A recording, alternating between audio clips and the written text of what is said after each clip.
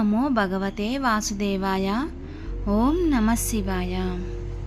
ఈరోజు మన వీడియోలో వెంకటేశ్వరుడు, కలియుగ దైవం వెంకటేశ్వరుడు అంటే వెంకటేశ్వరుడు అన్న మాటకి అర్థమేమిటి అనేది కూడా ఈరోజు తెలుసుకుందాం.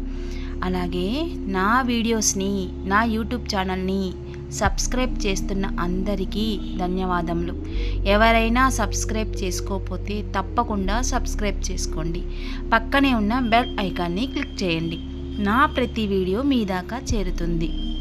వెంకటేశ అంటే వెం అంటే పాపము, కట అంటే తీసివేయడం, స్వరుడు అంటే తొలగించుటలో వంటివాడు.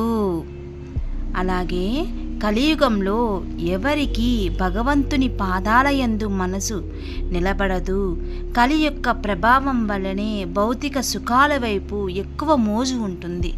మనస్సుని నిగ్రహించడం అంత సులభం కాదు. చాలా పాపాలు చేస్తూ ఉంటాం.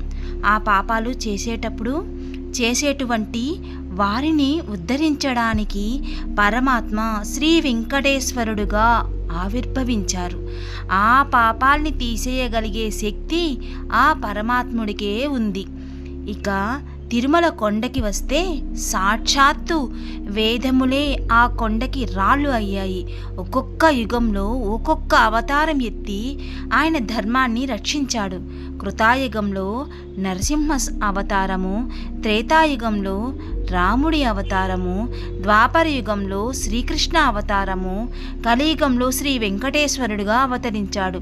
మిగిలిన అవతారాలలో చేసినట్లుగా కలియుగంలో స్వామి దుష్ట సంహారం చేసే ఏమీ చెయ్యలేదు.